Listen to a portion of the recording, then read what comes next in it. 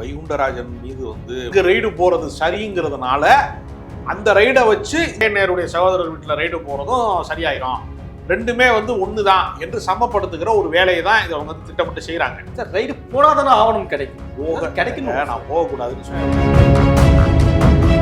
ரஜினிகாந்தை போன்றவர்களை வைத்துக்கொண்டு ஒரு முயற்சி செய்யறாங்க. அப்ப அவர்களுடைய அரசியல் முயற்சி பலிக்காமல் போகிற போதெல்லாம் ஈடி ரைடு அவங்களை பொறுத்தவரையில் அதிகாரத்தினுடைய வேட்டை நாய்களாக விசாரணை அமைப்புகளை பயன்படுத்துவது ரொம்ப கடுமையான வார்த்தை இல்லை சார். நீங்க பயன்படுத்த நான் உண்மையை தானே சொல்றேன். ஈடி போடுகிற வழக்குக்கு ஈடி பொறுப்பு கிடையாது. யாரெல்லாம் தொழிலதிபர் இருக்கானா, யாரெல்லாம் கன்ஸ்ட்ரக்ஷன் கம்பெனி வச்சிருக்கானா, அவன் வீடுகளில் ரெய்டு போட்டு அவனை முடக்கிறது மூலமாக அந்த கட்சியின் தேர்தல் பணிகளை பாதிக்க வைக்க வேண்டும். அதனாலதான் என்ன செய்யறான், நான் இது வந்து பொதுமையா சொல்றேன், நான் திமுக சொல்லல. ஆனா இன்னைக்கு தேர்தல் இல்லைங்க, நான் இன்னைக்கு என்னங்க என்னைக்குமே ரொம்ப கவனமா பாதுகாக்கிறாங்க இல்லைங்க, அதெல்லாம் கிடையாது. வந்து நீங்க வந்து எடப்பாடி பழனிசாமியோட சம்பந்தியா இருக்கக்கூடிய ஈரோடு ராமலிங்கம் வீட்டுல போய் ரைடு போட்டு 200 கோடிக்கு இது போடுறாங்கல்ல, அப்புறம் அதுக்கு பின்னாடி தான் டெல்லி போனார். கூட்டணிக்கு வந்து யாரு யாரோட கூட்டணி சேரணும், எந்த கட்சியோட யார் இருக்கணுங்கிறத யார் தீர்மானிக்கிறாங்க? ஈடி தாங்க முடிவு பண்ணுது. உங்க பாக்கெட்ல இருக்கிற 100 ரூபா பணம் கூட கருப்பு பணம் தாங்க. நீங்க போய் அதை சாப்பிட்டு ஒரு பில்லாக்குனீங்கன்னா தான் அது அரசாங்க கணக்குக்குள்ள போய் சேருது. அதுவே கருப்பு பணம் தான், பல பேருக்கு தெரியாது. எதுக்குன்னா எல்லாரும் என் கண்ட்ரோல்ல இரு, இல்லைன்னா தொலைச்சு போடுவேங்க.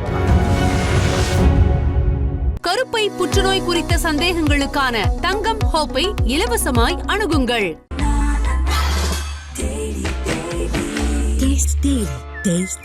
நாமக்கல்ல திருச்செங்கோடு மெயின் ரோட் எர்ணாபுரத்துல இருக்கிற ஸ்பைரோ பிரைம் பப்ளிக் ஸ்கூல்ல +2 போர்டு எக்ஸாம்ஸோட சேர்த்து நீட் அண்ட் JEE கோச்சிங்கும் கொடுத்துட்டு இருக்காங்க. தங்கம் வைரம் வெள்ளி தள்ளுபடி திருவிழா. தங்க நகைகள் சேதாரம் 1% குறைவு, வைர நகைகள் கேரட்டுக்கு 5000 குறைவு. உங்க லலிதால விலையை கம்பேர் பண்ணுங்க, எங்க கம்மியோ அங்க வாங்குங்க. உலக தமிழர்களுக்கு வணக்கம். இது கிங் டிவி. இன்றைக்கு நம்மோடு சிறப்பு நேர்காணலில் மூத்த பத்திரிகையாளர் திரு ராஜகம்பீரன் அவர்கள். சார் வணக்கம். சார் வணக்கம். காலை இருந்து திமுகவுடைய வட்டாரங்களில் ஒரு பரபரப்பு கிளம்பிருக்கு. வாரத்தின் கிட்டத்தட்ட முதல் நாள் திங்கட்கிழமை இருக்குமா, குறிப்பாக திரு KN நேரு அவர்களுடைய சம்பந்தமான சகோதரர் தொடர்பான எல்லா நிறுவனங்களையும் ஒரு ரைட் நடந்துட்டு இருக்கு. முதற்கட்டமாக இந்த ரைடை பற்றி உங்களுடைய பார்வை. நேற்று இந்தியாவினுடைய பிரதமர் அவர்கள் வந்து தமிழ்நாட்டுக்கு வந்தார். பாம்பன் பாலத்தை வந்து திறந்து வைக்கிறோம்ங்கிற பேரில் அதுவும் இலங்கைக்கு போயிட்டு வந்தார். ஏற்கனவே தமிழக மீனவர்கள் வந்து மிக மோசமான முறையிலே தாக்கப்படுவது, உயிர் பறிப்பு நடப்பது, படுகொலை நடப்பது, மீனவரினுடைய படுகொலை, அத்துமீறல்கள், சர்வதேச எல்லையை கடந்து விட்டார்கள் என்கிற குற்றச்சாட்டு, படகுகளை பறிமுதல் செய்வது என்று தொடர்ந்து தமிழக மீனவர்கள் இந்திய மீனவர்களாக கருதப்படாத ஒரு சூழ்நிலையில் தீர்க்கப்படாத பிரச்சனைகள் எவ்வளவோ இருக்கிறது. இந்த தமிழக மீனவர்கள் இந்திய மீனவர்களாக கருதப்படலன்றீங்க? ஆமா, தமிழக மீனவர்களாக கருதப்படுகிறார்கள், இந்திய மீனவர்களாக கருதப்படவில்லை. தமிழ்நாட்டுக்காரனையே அவன் வந்து இந்தியனாக கருதுகிற வழக்கம் வந்து வடமாநிலத்துக்காரனுக்கு இல்லை. அது ஒரு இந்தியாவுக்கு பிரதமராக இருக்கக்கூடிய மோடிக்காவது அது இருக்கிறதா என்கிற கேள்வியை நாம் வந்து கேட்க வேண்டியிருக்கிறது. தமிழக மீனவர்களுக்கான நலனுக்காக பேசினதா சொல்றாங்க, பேசியிருக்கோம் அப்படின்னு அவர் சொல்றாங்க. ஆனால் வந்து இது வந்து வர்த்தக ஒப்பந்தம் சார்ந்தது என்கிற கருத்துக்களும் வருகிறது. அது இலங்கை மாதிரியான ஒரு குட்டி நாடு, இந்தியா போன்று இருக்கக்கூடிய ஒரு பெரிய பேரரசு போன்று இருக்கக்கூடிய ஒரு நாட்டின் மீது சர்வசாதாரணமாக அந்த நாட்டினுடைய குடிமகன் மீது தமிழர்கள் என்கிற காரணத்திற்காக, தமிழக மீனவர்கள் என்கிற காரணத்திற்காக அவர்கள் மீது வந்து தாக்குதலை நடத்த முடிகிறது, துப்பாக்கி சூடு நடத்த முடிகிறது. மீனவர்களினுடைய படுகொலை வந்து ஏறத்தாழ இதுவரைக்கும் ஒரு 800க்கும் மேற்பட்டவர்கள் இறந்து போயிருக்கிறார்கள், பச்சை படுகொலை செய்யப்பட்டிருக்கிறார்கள் என்பதெல்லாம் இருக்கிறது இந்த வரலாறு. சமீபத்தில் தான் பாஜகக்காரர்கள் கூச்சல் போட்டார்கள், கச்சத்தீவை வந்து திமுக தாரைவார். திமுகவுக்கு வந்து திமுக அரசுக்கு வந்து ஒரு மாநில அரசுக்கு ஒரு நிலத்தை இன்னொரு நாட்டிற்கு தருவதற்கான அதிகாரமே கிடையாது. அடிப்படையில் அரசியல் சாசனம் பற்றிய அடிப்படை அறிவு இருக்கிறவனுக்கு தெரியும், கச்சத்தீவை விரும்பி அவர் கொடுக்கணும்னு நினைச்சா கூட அவரால் கொடுக்க முடியாது, அவருக்கான அதிகாரம் இல்லை. இந்திய அரசுக்கு தான் அந்த அதிகாரம் இருக்கிறது. அன்றைய ஒன்றிய அரசாக இருந்த இந்திரா காந்தியினுடைய காலகட்டங்களிலே, அதுவும் எமர்ஜென்சி என்று சொல்லக்கூடிய அரசியலினுடைய ஒரு நெருக்கடி நிலை பிரகடனப்படுத்தப்பட்ட அந்த காலகட்டத்திலே அப்படி நிகழ்ந்தது. திமுக கூட்டணி இருந்ததாக சொல்லப்படுங்க. 2 அதிகாரிகள் மட்டும்தான் கையெழுத்து போட்டிருக்கிறார்கள். மத்திய அரசாங்கம் செய்யக்கூடிய எல்லா தவறுகளையும் ஒரு மாநில அரசின் மீதான பணியாக மாற்றுவது. இப்ப நான் என்ன கேட்கிறேன், கச்சத்தீவை ஒரு ஒன்றிய அரசாங்கம் கொடுத்து விட்டது கடந்த காலத்துல, இந்திரா காந்தி கொடுத்து மீட்க வேண்டும் என்று பேசுகிறவர்கள் பாஜக காரர்கள். மோடி இலங்கைக்கு சென்றார்ல, கச்சத்தீவு மீட்பு குறித்து அவர் பேசினாரா? அதற்கான விளக்கத்தை அவர்களால் சொல்ல முடியுமா? பேசுவதற்கு தயாராக இருந்தாரா அல்லது பேசினாரா? ஏதாவது ஆதாரத்தை காட்ட முடியுமா? அவன் என்னடா அந்த நாட்டுக்கு நன்மை செய்வதை பற்றி பேச சொன்னா அவர் வந்து ஒரு ராணுவ ஹெலிகாப்டர்ல வர்றாரு. மத்திய இணையமைச்சராக இருக்கிற எல்முருகன் சொல்றாரு, ராமர் எந்த பாதையில், ராமர் என்ன ஹெலிகாப்டர் வந்தாரா? ராமர் எந்த பாதையிலே வந்தாரோ அந்த பாதையிலேயே தான் அவர் வந்தார். ஏடா நீங்க 1.5 லட்சம் வருஷத்துக்கு முன்னாடி வாழ்ந்தாருன்னு நீங்க தான் கதை சொல்றீங்க. மனிதனாக இருக்கக்கூடிய ராவணை வந்து எந்த பாலமும் கட்டாம போயிட்டாருங்கிறிய, இவர் வந்து பாலம் கட்டினாருங்கிறிய. அப்புறம் பாலம் கட்டினாருன்னா அவர் இன்ஜினியர் தானே, ராமர் என்ன இன்ஜினியரானு கேட்டா கலைஞர் கேட்டதற்கு கோவிச்சுக்கிறிய. அவர் சொல்றாரு, நான் அந்த ஹெலிகாப்டர் ராணுவ ஹெலிகாப்டரின் வழியாக வருகிற போது நான் ராமர் பாலத்தை தரிசித்தேன் அப்படிங்கிறாரு. ஏற்கனவே நாசால இருந்து விண்வெளியில் இருக்கக்கூடிய பல பேர் வந்து அறிவியல் சார்ந்தவர்கள் அத்தனை பேருமே சொல்லிட்டேன், அப்படி ஒரு மணல் திட்டு தான் இருக்க, இங்க ஒண்ணுமே கிடையாது என்பது நிரூபிக்கப்பட்டதே. இப்ப தமிழ்நாட்டு நலன்களுக்கு எதுவுமே செய்யாம ஈடி ரைடத்தான் நான் தருவேன். திமுகவை வீழ்த்துவதற்கு அவர்கள் எடுத்துக்கொண்டிருக்கக்கூடிய எல்லா அஸ்திரங்களும் தோற்றுவிட்டது. அண்ணாமலை அனுப்பி பாக்குறாங்க, ரஜினிகாந்தை விட்டு வாய்ஸ் கொடுக்க பாக்குறாங்க. ரஜினிகாந்த் திடீர்னு சொல்றாரு கடலோர எல்லையில பெரிய ஆபத்து நடக்க போகுது. அது சொல்ல வேண்டிய அவசியம் உனக்கு என்ன இருக்குன்னு நான் கேட்கிறேன். இல்ல ஒரு அக்கறை இருக்கலாம் இல்லையா? யாருக்கு அக்கறை? அது ஒவ்வொருத்தருக்கும் ஒரு சமூக பொறுப்பு இருக்கும். அந்த சமூக பொறுப்பு இருக்கக்கூடிய ரஜினிகாந்த் வக்ஃபு வாரியத்துல வந்து இஸ்லாமியர்கள் நிலங்களை எல்லாம் அபகரிப்பதற்கு ஒரு கருப்பு சட்டம் போட்டிருக்கிறார்களே, அது குரல் கொடுப்பாரா? இல்ல அது நீங்க எதிர்பார்க்கறத செய்யக்கூடிய அவசியம் இல்ல சார். நீங்க கிடையாது இல்லையா? பண்ணணும். அப்ப வந்து அவர் என்ன செஞ்சாரு, புதிய இந்தியா பிறந்து விட்டதுனாரு. பண மதிப்புல வந்து 100-150 பேருக்கு மேல 154 பேருக்கு மேல வரிசையில நின்று வெயில்ல சுருண்டு விழுந்து செத்து போனப்ப அந்த ஒரு மிக மோசமான ஒரு படுகொலை அது. வங்கியின் வாசல்களில் நின்று பல பேர் உயிர் நீத்தாங்க. முன்னாள் இராணுவத்தினராக இருக்கக்கூடியவர்கள் கூட பல பேர் இறந்து போயிருக்கான். அந்த பச்சை படுகொலையெல்லாம் ஆதரித்து புதிய இந்தியா பிறந்து விட்டதுனாரு. அன்றைக்கு பழைய இந்தியாவில் வாங்கின காசெல்லாம் எங்கடா போச்சுன்னு கேட்டாங்கல்ல. அப்ப ரஜினிகாந்தை போன்றவர்களை வைத்துக்கொண்டு ஒரு முயற்சி செய்றாங்க. அப்ப அவர்களுடைய அரசியல் முயற்சி பலிக்காமல் போகிற போதெல்லாம் ஈடி ரைட் அவங்களை பொறுத்தவரையில் அதிகாரத்தினுடைய வேட்டை நாய்களாக விசாரணை அமைப்புகளை பயன்படுத்துவது. ரொம்ப கடுமையான வார்த்தை இல்லை சார் நீங்க பயன்படுத்த. நான் உண்மையை தானே சொல்றேன். எதிர்கட்சிக்காரனுடைய வீடுகளுக்கு மட்டுமே போகிறதுனா அது என்ன அர்த்தம் பண்ண? நான் ஏன் அந்த வேட்டை நாய் என்கிற வார்த்தையை பயன்படுத்துறேன்னா, ஓமியை பயன்படுத்துறேன்னா, நீங்கள் வளர்க்கிற நாய் உங்களை கடிக்காது. நீங்கள் ஒரு நாய் வளர்ப்பவராக இருந்தா நீங்கள் யாரை விரும்பவில்லையோ, யார் அந்நியராக இருக்கிறாரோ அல்லது வேற்று இது இருக்கிறாரோ அவரை நோக்கி தான் அந்த நாய் பாயும், வேட்டை நாய் பாயும். நீங்கள் வளர்க்கக்கூடிய நாய் என்பது உங்களை பார்த்து அது குறைக்காது. இல்ல ஈடின்றது ஒரு தன்னதிகாரம் பெற்ற அமைப்பு தான். அப்படி இருக்க வேண்டும் என்று நான் ஆசைப்படுகிறேன். இந்த வார்த்தையை பயன்படுத்துவதற்காக நான் வருத்தப்படுறேன். ஆனால் இதை தவிர்த்து விட்டு சொல்ல முடியாத அளவிற்கு அவர்கள் எதிர்கட்சிக்காரன் மீது மட்டுமே வழக்கு போடுகிறார்கள். இது என்ன வகையான நியாயம் இருக்க முடியும்? அதாவதுங்க, பாஜக காரனுக்கு மட்டும்தான் எல்லா கட்சிகள்லையுமே தொழிலாளர் அணி, விவசாய அணி, வழக்கறிஞர் அணி, மருத்துவர் அணி, எத்தனை அணிகள் இருக்குது. நீதிபதிகள் அணி வைத்திருக்கிற ஒரே கட்சி வந்து பாஜக. இது அதை விட பயங்கரமா. ஆமாங்க, நீதிபதி அயோத்தியில வந்து தீர்ப்பு வழங்கினவருக்கு ஆளுநர் பதவி தயாராகிவிட்டது. எவ்வளவு மோசமான விஷயம். நான் என்ன கேட்கிறேன்னா, லஞ்சம்ங்கிறது வந்து நீங்க வந்து பணமாக பரிவர்த்தனை செய்வது மட்டும்தான் லஞ்சம் கிடையாது. பதவி உயர்வு லஞ்சம் தானே. அதிகாரம் ஒரு நீதிபதியா இருக்கிற ஒரு ஆளுநராக இருக்க முடியுமா? அரசியல்வாதி, ரிட்டையர்டான அரசியல்வாதியைத்தான் நீங்க இப்ப நம்ம ஊர்ல இருக்கக்கூடிய வந்து சிபி ராதாகிருஷ்ணனையும் இலகணேசனையும் கூட்டிக் கொண்டு வட மாநிலங்களில் கொண்டு போய் ஆளுநரா போட்டிருக்காங்களா இல்லையா? தகுதியின் அடிப்படையில கொடுக்குறாங்க. என்ன தகுதி இருக்கு சிபி ராதாகிருஷ்ணனுக்கு? என்ன தகுதி இருக்கு? கோயம்புத்தூர் கலவரத்தில் ஈடுபட்ட தகுதியா? என்ன தகுதி இருக்கு அவருக்கு? ஒரு தகுதியும் இல்லை. அதாவது அரசியல்ல செல்லுபடியாகாத அடிமாடுகளை ஏத்துற இடம் தான் ஆளுநர் பதவி. அது அடிமாடு. அது கேரளாவுக்கு அடிமாடு ஏத்துறாங்கல்ல, இந்த மாட்டை வச்சு நீ உழவு பண்ண முடியாது, இந்த மாட்டை வச்சு பால் கறக்க முடியாது, இந்த மாட்டை வச்சு எதுவுமே செய்ய முடியாங்கிறப்ப என்ன பண்றான், மாட்டை அடிமாடாயிருச்சு, இதுமே இந்த மாடு பயன்படாத மாடு அப்படின்னு வந்து எப்படி வந்து இறைச்சிக்காக ஏற்றப்படுகிற அடிமாடுகளை போல அரசியல்ல வந்து செல்லுபடி ஆகாதவனை கொண்டு வந்து ஆளுநர் ஆக்குற நடைமுறையை தான் நீங்க வச்சிருக்கீங்க. பிரிட்டிஷ்காரன் காலத்துல கண்காணிப்பதற்கு அவன் டெல்லி, அவன் வந்து லண்டன்ல உட்காந்துட்டு இருந்தான் பிரிட்டிஷ்காரன். இங்க வந்து மதுரையில கலெக்டரா இருக்கிறவன் வந்து என்ன செஞ்சுட்டு இருக்காங்க, இங்க ஊர்ல என்ன நடக்குதுங்கிறதுக்கு ரிப்போர்ட் அனுப்புறதுக்கு அன்னைக்கு ஆளு தேவைப்பட்டாங்க. இன்னைக்கு அந்த ரிப்போர்ட் அனுப்புறதுக்குலாம் ஆளு தேவையில்லை, மீடியா வளர்ந்துருச்சு. நீங்க ஒரு உதாரணத்துக்காக சொல்றேன். இப்ப நீங்க தமிழர் பண்பாட்டு நெறிகள்ல ஒரு ஓமைக்காக சொல்றேன். தமிழர் பண்பாட்டு நெறியில என்ன செய்வான்னா, இறந்து போன உடல் போகிற பாதையெல்லாம் பூக்களை தூவி கொண்டு போவான். எல்லா இறுதி ஊர்வலத்திலையும் பாத்தீங்கன்னா, எவ்வளவு ஏழப்பட்டவனா இருந்தாலும் 19 மாலை வந்த மாலையை வச்சு பிச்சு போட்டுக்கிட்டாது போவேன். இது ஏன் போறேன் தெரியுமா உங்களுக்கு? எதுக்கு போறேன் தெரியுமா? தெரியல சார். அந்த காலத்துல கம்யூனிகேஷன் கிடையாது. சரி, சாவு சொல்றதுக்கு ஆள் அனுப்புவாங்க முன்னாடி. இப்ப செல்போன் கிடையாது, டெலிபோன் கிடையாது.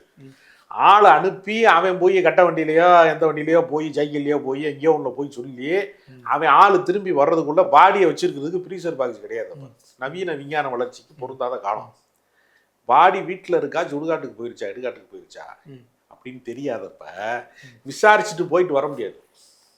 அவன் ஊருக்குள்ள நுழையும் போது பூ போட்டுக்கிட்டே போனேன்னா பாடி புறப்பட்டுருச்சு, அந்த பூவை ஃபாலோ பண்ணி அவன் இடுகாட்டுக்கு வந்துடுவான். அந்த ஊர் சுடுகாடு எங்கே இருக்குது, அந்த ஊரில் என்ன இருக்குன்னு வெளியூருக்காரனுக்கு தெரியாது. சொந்தக்காரனாக இருந்தால் கூட வெளியூருக்கு போயிட்டான், வேற ஊரில் போய் செட் ஆகிட்டான் பொழப்புக்குன்னா தெரியாதுல்ல. அப்போ கம்யூனிகேஷன் ப்ராப்ளம் இருந்த காலத்தில் பூவை போட்டுக்கிட்டே போனதை ஒரு ஒரு இன்ஃபர்மேஷன், ஒரு இண்டிகேஷன் மாதிரி கொடுத்துருக்கான். இப்போ இண்டிகேட்டருங்கிறான்ல, வண்டி எந்த பக்கம் வளைக்க போகிறோன்னா அந்த பக்கம் இண்டிகேட்டர் போடுங்கிறான்ல, ரைட்டா லெஃப்டா இண்டிகேட்டர். இண்டிகேட்டர் தான் அது ஆளுநர் பதவி, பூக்கள் அள்ளி போடுறது. அது மாதிரி அந்த காலத்துல என்ன பண்ணிட்டான், ஆளுநருக்கு வந்து ஆளுகிற அரசாங்கமாக இருக்கக்கூடிய பிரிட்டிஷ் பேரரசாங்கத்தை வந்து நிகழ்த்தி கொண்டிருந்தவன், நடத்தி கொண்டிருந்தவன் இன்ஃபர்மேஷன் அனுப்புறதுக்கு இந்த பூவல்லி போடுற கதை தான். இப்ப பூவல்லி போடுறது பொருந்துமா? உங்களோட விருப்பம் சார், பொருந்தாது. ஆனா நமக்கு என்ன பிரச்சனைன்னா, நீண்ட காலமாக இன்னைக்கு இன்ஃபர்மேஷன் வளர்ந்துருச்சு, ஆளுநர் தேவையில்லை. இல்ல நீ காலங்காலமே ஆளுநர் திமுக எப்படி வந்து சாவு வீட்டுக்கு இப்ப வந்து செல்போன் வந்ததுனால பூ தேவையில்லையோ, பூவை ரோட்ல போட வேண்டிய அவசியம் இப்ப கிடையாது. சரி, ஆனாலும் பழக்கத்துல போட்டுக்கிட்டு இருக்கான். எங்க அப்பாவே போயிட்டாரு, பூவல்லி போடக்கூடாதுன்னு சொல்லக்கூடாது வேணாமல இல்லையா? அவன் துயரத்துல இருக்கிறவன்ட்ட போய் பழைய முறையை பின்பற்றக்கூடாதுன்னு சொன்னா, அது இது மாதிரி இந்த ரோட்ல பூவல்லி போடுறது மாதிரி தான் இது ஆளுநர் பதவி. இது வேஸ்ட்டுங்கிறேன் நான். இல்ல சார், இப்ப அதாவது உங்களுக்கு வசதியான ஒரு ஆளுநர் இருக்கிறப்ப நீங்க ஆதரிச்சு, எந்த வசதியான ஆளுநர் இருந்தாரு? ஏங்க பல 100 ஏக்கர்களை ஆக்கிரமிச்சுக்கிட்டு சும்மா உட்காந்துக்கிட்டு பாலியல் சேட்டைகள் பண்றாங்க. எங்க பல ஆளுநர்கள் மேல பாலியல் வழக்கு இருக்கிறது. சும்மா எப்படி இருப்பேன் அவன்? அவனுக்கு பொழுது உள்ள அரசாங்கம் எல்லாத்துக்குமே அரசாங்க செலவு. டீ குடிச்சா நீங்க ஆளுநர் தேநீர் விருந்து அளிக்கிறான்பாங்க. நம்ம வரி பணம் தான் தேநீர் விருந்து. தமிழ்நாட்டுக்காரன் கொடுக்குற காசை வாங்கி வச்சுக்கிட்டு அதுல வந்து உல்லாச வாழ்க்கையை வாழ்ந்துக்கிட்டு லட்சக்கணக்கில் செலவு பண்ணிக்கிட்டு தமிழ்நாட்டுக்கு எதிராகவே திராவிடம் பொய்யின் தமிழ்நாடு அரசு நடத்துறது தவறானது இவங்க சொன்னதெல்லாம் இதை ஒரு ஆள் ரிப்போர்ட் பண்ணிட்டே இருக்காங்க. நமக்கு எதிராக ஒருத்தன் நமக்கு போட்டு கொடுக்குற வேலையை செய்யறத ஒரு ஆளுநருங்கிற பேரில் வச்சு ஒரு ஆளை போட்டி அரசாங்கம் மாதிரி நடத்திக்கிட்டு எதிர்கட்சி தலைவர் மாதிரி நடத்திட்டு இருக்காருல்ல. அவனுக்கு என்ன தேவை? ஈடி வந்து இது வரைக்கும் ஏதாவது நிரூபிச்சிருக்காங்களா? மற்ற வழக்குக்கும் ஈடி போடுகிற வழக்குக்கும் முக்கியமான வித்தியாசம் இருக்கு. இப்போ ஒரு போலீஸ்காரன் அவங்க மேல ஒரு வழக்கு போடுறான், எஃப்ஐஆர் போடுறான்னா போலீஸ்காரன் வந்து நிரூபிக்கணும், இந்த ஆள் திருடுனா, இந்த ஆளு இன்னும் பிரச்சனை இல்லை நான் பார்த்தேன் அப்படின்னு சாட்சியத்தை கொண்டு வந்து ஒப்படைக்கணும் கோர்ட்ல. வழக்கூட இறுதியில் ஆமா, நீ அரெஸ்ட் பண்ணேன்னா என்ன நோக்கத்துக்கு எஃப்ஐஆர் போட்டியோ அந்த எஃப்ஐஆருக்கான ஆதாரம் என்ன இருக்கு அப்படிங்கறது வந்து கோர்ட்ல ஒப்படைக்கணும். நீ எப்படியா வந்து சும்மா இருக்கிற ஆள் எப்படியா கூட்டு வந்த? நீனு ரோட்ல தூங்கிட்டு இருக்கணும், சந்தேக கேஸ்ல கூட்டு போயிருவாங்க. திரும்ப உங்களுக்கு ஆளு கிடைக்கலன்னா கொலை வழக்கு இருக்கு, அந்த வழக்கு இருக்கு, மேலிட அதிகாரி ப்ரெஷர் பண்றாரு அப்படின்னா ஏட்டையா பாப்பா 2 ரவுண்ட் சுத்துவான், ஒன்றும் பண்ண முடியாது. ரொம்ப அப்பாவியா படுத்துட்டு இருக்கு. ஆமா, ஹெட் பாப்பாரு ஒரு டீமா போகும்போது என்ன பண்ணுவாங்க, ஒருத்தன் படுத்து கிடக்கான்னு வச்சுங்க, பான் பராக்க போட்டு 4 சாத்தி என்னடா பண்ற, கொலையா பண்ணிருக்க ராஸ்கல், திருட்டு நீ தானடா அப்படின்னு சொன்னா அவன் அடி பொறுக்க முடியாம ஐயா ஆமாயா சொல்லி 2 கையெழுத்தை போட்டு எத்தனை பேர் கேஸை முடிச்சுக்காங்க. வேணும்னு செய்யறது இல்ல, அவனுக்கு வழக்கு முடிக்க வேண்டிய கட்டாயம் இருக்கும், இத்தனை கேஸ் முடிக்கணுங்கிற கணக்கு இருக்கும், இதை முடிக்கணுங்கிற அதிகார வர்க்கத்தின் நிர்பந்தம் இருக்கும். அவங்க அப்படி பல வழக்குகள் நடந்திருக்கிறது. ஈடிக்கு என்ன பிரச்சனை இல்லைன்னா, ஈடி போடுகிற வழக்குக்கு ஈடி பொறுப்பு கிடையாது. உங்க வீட்டில் நான் 1000 கோடியை பிடிச்சேன் அப்படின்னு சொல்லி உங்களை கொண்டே ஜெயிலில் வச்சுட்டு 1000 நாள் ஜெயிலில் வச்ச பின்னாடி அப்படி ஒன்று இல்லைங்க அப்படின்னு சொன்னா ஈடி மேல வழக்கு வந்து எந்த விதமான நடைமுறையும் கிடையாது. அதை நிரூபிக்க வேண்டிய அவசியம் கிடையாது. ஆனா இப்ப நீங்க போலி என்கவுண்டர்ல வந்து போலீஸுக்கு சட்டையை கட்டுறாங்களா இல்லையா? போலி என்கவுண்டருக்கு ஒரு காரணமா இருந்திருக்கிறாருன்னா அவரை வந்து பதவியில இருந்து அவரை சஸ்பெண்ட் பண்ணணும், அவருக்கு வந்து முக்கியமான இதுகளை எல்லாம் வந்து பணத்தை எல்லாம் வந்து நீக்கணும் அப்படின்னு சொல்றக்கூடிய அவர் மீது அபராதம் விதிக்கணும் கூட சொல்றாங்கல்ல, மனித உரிமை ஆர்வலர்கள் வழக்கு போடுறாங்கல்ல. ஈடிக்கு அது கிடையாது. ஈடி என்ன பண்ணிட்டான்னா ஒரு சர்வாதிகார அமைப்பினுடைய ஒரு பிரிவு மாதிரி வச்சிருக்கான். அதனால அவன் என்ன பண்றான்னா, எந்த ஆளுங்கட்சியா இருக்கிறவங்களோ எந்த கட்சியோ ஒரு தேர்தலை நடத்துவதற்கு இன்றைக்கு தேர்தல் ஜனநாயகம் என்பது வசதி படைத்தவர்களுடைய வாய்ப்பாக மாறிவிட்டது. எல்லாரும் ஓப்பனா பேசுறேன், அதிமுக கம்யூனிஸ்ட் கட்சிக்கு கூட பொருந்தது. சரி, நல்ல கண்ணனால தேர்தல் ஜனநாயகத்துல வெல்ல முடியல. நான் ஓப்பனா சொல்றேன், நல்ல கண்ணனால தேர்தல் ஜனநாயகத்துல வெல்ல முடியல. ஒரு முறை கூட அவர் சுதந்திர போராட்ட வீரராக இருந்து போலீஸ்காரன் சிகரெட்டை வச்சு முகத்துல சுட்டாங்கிறதுக்காக ஒரு மீசை வைக்காம இருக்கக்கூடியது, அவ்வளவு தியாகம் செஞ்சவர், இன்னைக்கு இருக்க மணல் கொள்ளையர்கள் வரைக்கும் எதிர்த்து போராடக்கூடியவர், ஒரு 100 ஆண்டு கால வாழ்க்கைக்கு சொந்தக்காரராக இருக்கிற நல்ல கண்ணை பொறுக்கி புறம்போக்கு முல்லை மாதிரி முடிச்சவங்க எத்தனையோ ஒரு எம்எல்ஏ ஆயிருக்காங்க அந்த நாட்டில். அவரால் ஒரு எம்எல்ஏ ஆக முடியல, எம்பி ஆக முடியல. உண்டா இல்லையா? அப்ப தேர்தல் ஜனநாயகத்துல செல்வந்தர்கள் விளையாடுகிற சீட்டாட்டமா ஜனநாயகம் மாறி கிடக்கிறது. கொள்கை ஒரு பக்கம் நம்ம எவ்வளவு பேசினாலும் நடைமுறையில வசதி படைத்தவர்களுக்கான வாய்ப்பாக ஜனநாயகம் இருக்கிறது. அப்ப யார்கிட்டையெல்லாம் வசதி வாய்ப்பு இருக்கோ, யாரெல்லாம் தொழிலதிபராக இருக்கானோ, யாரெல்லாம் கன்ஸ்ட்ரக்ஷன் கம்பெனி வச்சிருக்கானா, அவன் வீடுகளில் ரெய்டு போட்டு அவனை முடக்கிறது மூலமாக அந்த கட்சியின் தேர்தல் பணிகளை பாதிக்க வைக்க வேண்டும் என்பதை அவன். அதனாலதான் என்ன செய்யறான், நான் இது வந்து பொதுமையா சொல்றேன், நான் திமுக சொல்லல. ஆனா இன்னைக்கு தேர்தல் இல்லங்க, இன்னைக்கு என்னங்க, என்னைக்குமே ரொம்ப கவனமா ஷீல்ட பாதுகாக்கிறாங்க. இல்லங்க, அதெல்லாம் கிடையாது. இப்ப வந்து நீங்க வந்து எடப்பாடி பழனிசாமியோட சம்பந்தியா இருக்கக்கூடிய ஈரோடு ராமலிங்கம் வீட்டுல போய் ரைடு போட்டு 200 கோடிக்கு இது போடுறாங்கல்ல, அப்புறம் அதுக்கு பின்னாடி தான் டெல்லி போனார் அவரு. அப்ப அவர் மறைமுகமாக என்ன அர்த்தம், கூட்டணிக்கு வந்து யாரு யாரோட கூட்டணி சேரணும், எந்த கட்சியோட யார் இருக்கணுங்கிறத யார் தீர்மானிக்கிறா? ஈடி முடிவு பண்ணுது. ஈடி தாங்க முடிவு பண்ணுது. கட்சியில செயற்குழு முடிவு பண்ணல, பொதுக்குழு முடிவு பண்ணல, தேசிய அளவுல விவாதங்கள் முடிவு பண்ணல, எதுவுமே முடிவு பண்ணல. ஈடி முடிவு பண்ற முடிவு பண்ணுது. அப்ப ஈடி, வருமான வரி, தேர்தல் ஆணையம், இந்த 3 கூட்டணிக்குள்ளதான் பாஜகவினுடைய ஆட்சி தொடர்ந்து கொண்டிருக்கிறது. தேர்தல் நீங்க வந்து ஒரு நீதிபதியை வந்து தேர்தல் இதுல இருந்து நீங்க வந்து தேர்தல் ஆணையத்துல ஒரு உச்சநீதிமன்ற நீதிபதி இருக்க வேண்டும் என்பதை நீக்க வேண்டிய அவசியம் என்ன இருக்கு? உங்க கட்சிக்காரனே இருக்கணுங்கிற கணக்கு என்ன இருக்கு? அப்போ முறைகேடுகளின் வழியாக ஆளுகிற திமுக அரசை வீழ்த்துவதற்கு ஒரு ஆயுதமாக யாரெல்லாம் அந்த கட்சியில செல்வந்தர்களா இருக்காங்க, தொழில்துறை சார்ந்தவர்களாக இருக்கிறாங்க, தொழில் அதிபர்களாக இருக்கிறாங்க, அவங்க வரவு செலவு இருக்கும்ல. நீங்க வந்து கருப்பு பணம்ங்கிறது ரொம்ப பேருக்கு என்னன்னா, கணக்குல அரசாங்கத்தின் கணக்கில் வராத அத்தனை பணம் கருப்பு பணம் தான். இப்போ நீங்க உங்க வீட்டுல நீங்க ஒரு 500 ரூபா கட்டு வந்து ஒரு 50 கட்டு வச்சிருக்கீங்க, நீங்க வங்கியில போட்டீங்கன்னா அரசாங்க கணக்குல இருக்கும். இந்த கட்டு எங்க இருந்துங்க வந்துச்சுன்னு கேட்டுச்சுங்க, இந்த 500 ரூபா கட்டு உங்களுக்கு எங்க இருந்து வந்துச்சுன்னா, உரிய ஆவணம் செலுத்தலைன்னா அந்த காசு கருப்பு பணம் தான். உங்க பாக்கெட்ல இருக்கிற 100 ரூபா பணம் கூட கருப்பு பணம் தாங்க. நீங்க போய் அதை சாப்பிட்டு ஒரு பில்லாக்குனீங்கன்னா தான் அது அரசாங்க கணக்குக்குள்ள போய் சேருது. அதுவே கருப்பு பணம் தான், பல பேருக்கு தெரியாது. நீங்க வச்சிருக்கிற 500 ரூபா நோட்டா சாதாரணமா நீங்க ஒரு 500 ரூபா வச்சுக்கிட்டு இருக்கீங்கன்னா, இந்த 500 ரூபா உங்க அரசாங்கத்தினுடைய கணக்கில் வராத பணம், அதுதான் கருப்பு பணம். கருப்பு பணங்கிறது ஏதோ பெரிய தொழில் அதிபர்கள் பெரிய ஆட்கள்கிட்ட தான் இருக்குன்னு நம்ம நினைச்சுக்கிட்டு இருக்கோம். அரசாங்கத்தின் கணக்கில் வராத அத்தனை பணங்களுமே கருப்பு பணம் தான். இது வந்து பல பேருக்கு தெரியாது. அதனாலதானே அவன் எல்லாத்தையும் கண்காணிப்பு வளையத்துக்குள்ள கொண்டு வரணுங்கிறதுக்காகத்தானே கேஷ்லெஸ் மணி இந்த வந்து கொண்டு வந்தாவே. எதுக்கு டிஜிட்டல் பரிவர்த்தனைங்கிறத நீங்க டீ கடைக்காரன்ட்ட போய் நம்ம 10 ரூபாய் கொடுத்து டீ குடிக்கலாம். எதுக்கு வந்து நீங்க பேடிஎம் அதெல்லாம் வந்து கொண்டு வந்து வச்சாங்க? கணக்குல வரணும்ன்றதுக்காக. கணக்குல ஏன் வரணும்? சில்லறை வர்த்தகத்தை மொத்தமாக கார்பரேட் நிறுவனங்கள்ட்ட எதிர்காலத்தில் ஒப்படைக்கணும். சரி, அவன் வருமான வரி கட்டாம இருக்கான், அவனை கண்காணிக்கணுங்க. சிறு தொழில்கள் குறுந்தொழில்களை எல்லாம் அழிப்பதற்கான ஒரு முன்னோட்டம் தாங்க அது வழியா நடந்துட்டு இருக்கு. சரி, அதனால ஈடி ரைடு நடத்துவதன் மூலமாக நிரூபித்தால் தான் இதை நம்ம நம்ப முடியும். சரி, நிரூபிப்பதற்கான வாய்ப்பு இருக்கானா? இதுவரைக்கும் ஈடி போட்ட வழக்குகள்ல 0.5%, 1% கூட வந்து அவங்க நிரூபிக்கல. 5.5% மட்டும்தான் இது வரைக்கும் ஈடி போட்ட வழக்குகள் நிரூபித்திருக்கிறது. எல்லாமே உங்களுக்கு தெரியும், அஜித் பவார்ல இருந்து 1000 கோடியை வந்து அடிச்சிட்டாருன்னு சொல்லி கூட்டணியில சேர்த்து துணை முதலமைச்சரா வரைக்கும் கொண்டு வந்து எல்லாமே செய்கிறாங்க.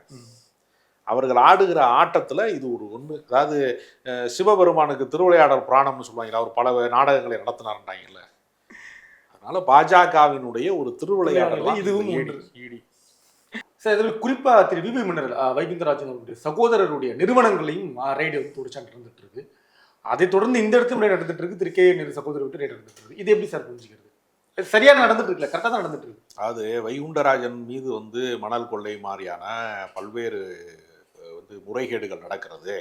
அதனால அங்க ரைடு போறது சரிங்கிறதுனால அந்த ரைடை வச்சு இந்த ரைடும் சரியாயிரும், KN நேருடைய சகோதரர் வீட்டில் ரைடு போறதும் சரியாயிரும், ரெண்டுமே வந்து ஒண்ணுதான் என்று சமப்படுத்துகிற ஒரு வேலையை தான் இதை அவங்க வந்து திட்டமிட்டு செய்யறாங்க. சார், ரைடு போனாதானே ஆவணம் கிடைக்கும்.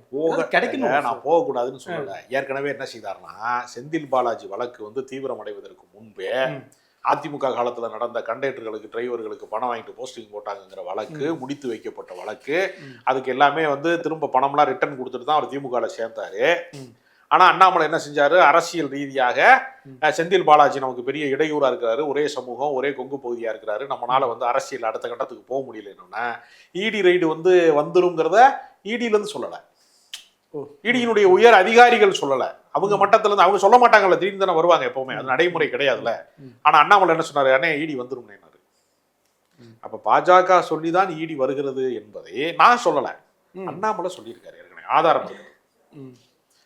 அதே மாதிரி இவங்க என்ன செய்வாங்கன்னா, பல நடைமுறைகள் இருக்கிறது ஏற்கனவே.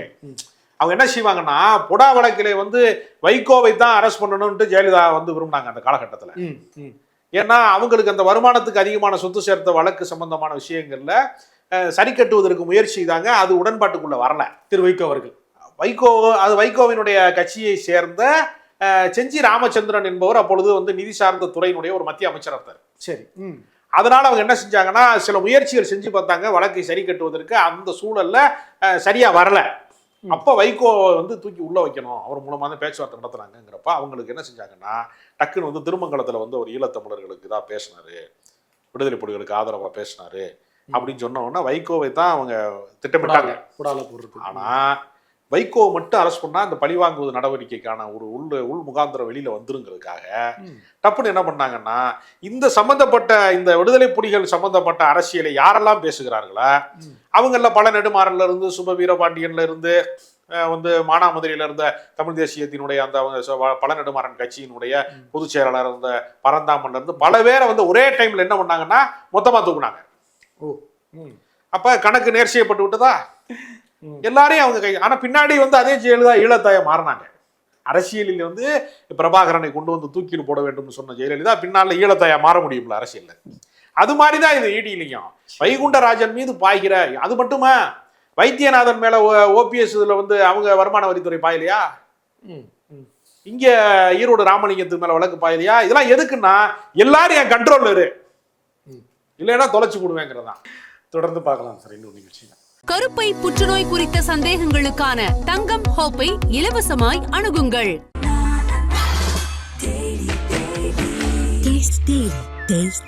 நாமக்கல்ல திருச்செங்கோடு மெயின் ரோட் எர்ணாபுரத்துல இருக்கிற ஸ்பைரோ பிரைம் பப்ளிக் ஸ்கூல்ல +2 போர்டு எக்ஸாம்ஸோட சேர்த்து நீட் அண்ட் ஜேஇ கோச்சிங்கும் கொடுத்துட்டு இருக்காங்க. தங்கம், வைரம், வெள்ளி தள்ளுபடி திருவிழா. தங்க நகைகள் சேதாரம் 1% குறைவு, வைர நகைகள் கேரட்டுக்கு 5000 குறைவு. உங்க லலிதால விலைய கம்பேர் பண்ணுங்க, எங்க கம்மியோ அங்க வாங்குங்க.